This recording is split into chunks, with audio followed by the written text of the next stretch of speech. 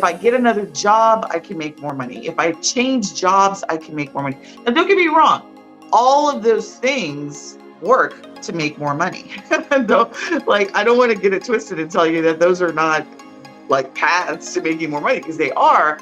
The problem with those paths, at least for me, is that I remember there was one time in my life that I was working so much. I was working my full-time job. I was working, I don't know if it was Casual Corner or some retail job.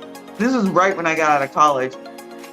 And literally, I had zero time to enjoy the extra money that I was making, right? So I ended up having to hire somebody to help keep the house clean, and that cost me extra money. So when I was making more money with time, I had less time to do the things that I really wanted to do.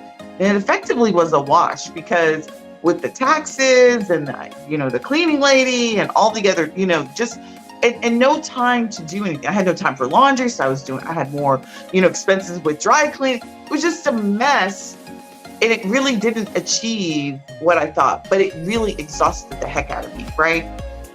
So that was problem number one with trading more time for money. Reply yes.